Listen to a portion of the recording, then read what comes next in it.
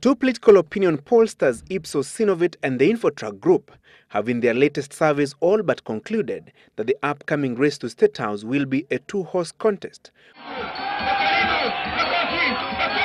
On the one hand is Prime Minister Raila Odinga, who is rated the man to beat in the Kibaki Succession contest. Hata hii ambayo inakuja, michuano inakuja ni baina ya timu mbili peke yake. Ndugu yangu tufanya kazi.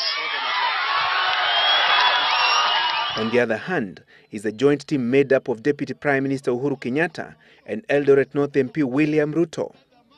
Kenyatta, Mheshimiwa Kenyatta akiwa rais niwe makamu yake iko ni sawa ama si sawa? However, critics of the so-called two-horse race have argued that it was not only divisive but aimed at perpetuating the status quo.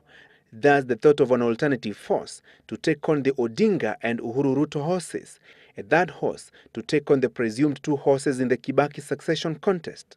There is a section of Kenyans, the ones that are referred to as the informed society. They are looking for freshness, they are looking for issue-based politics.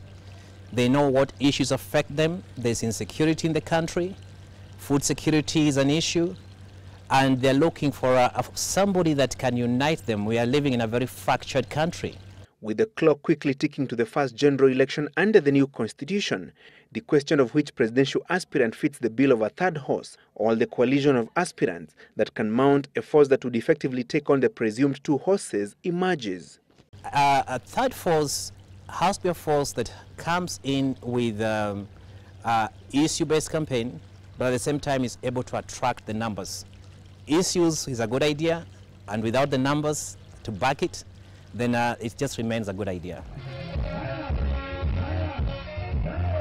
Deputy Prime Minister Musalia Mudavadi, who is in the Kibaki succession contest on a UDF ticket, has distanced himself from the Ruto-Kenyatta axis after ditching the Orange Party, where he was seen as a loyal second-in-command to Prime Minister Raila Odinga.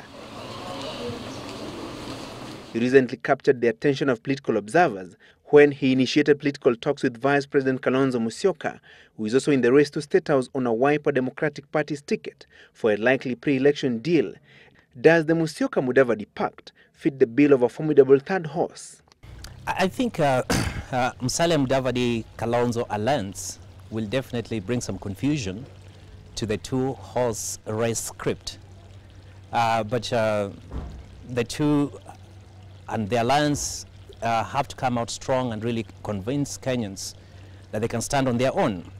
Because right now the impression they have created is that they are creating an alliance so that they're able to negotiate with either side. These alliances that are already in place could change. And my hypothesis is that they will change. And we saw him the other day or something having tea, political tea with Kalonzo Musyoka. And if they combine, then we could see an interesting alliance emerging from there. Presidential aspirants Martha Karua, Peter Kenneth, Professor James Ole Kiapi and Raphael Tuju have in their individual campaigns profiled themselves as the faces of change, freshness and issue-based politics, as opposed to ethnic-propelled politicians, and their appeal has significantly risen in the social media. But is that sufficient to assure any one of them the coveted State House occupancy next year? The third force will come up with very good ideas, and ideas that appeal and exciting, and let me even say politically sexy to a number of Kenyans. But Kenyans, to a great extent, are still not at a position where they will necessarily translate the excitement and the likability of the ideas into votes. In a country whose politics and alliance shifting is to a great extent driven by ethnicity, what then are the challenges awaiting the presidential aspirant or a coalition of aspirants keen on dismantling the notion of a two-horse race? Ethnicity is one. Secondly, I believe that money-centric politics in this country is a great threat to this third force that we are defining. Deep pockets still rule the day. There are about 16 men and women eyeing the presidency in next year's contest. It is not yet clear whether Kenyatta and Ruto will make it to the ballot due to the crimes against humanity charges that they face at the ICC. The local courts are yet to rule on an application questioning their eligibility to vie for the presidency. For now, it's a free-for-all contest, as the aspirants traverse the country seeking to convince the electorate that they had what it takes to succeed President Mwai Kibaki. Francis Gachuri for the Kibaki Succession Series.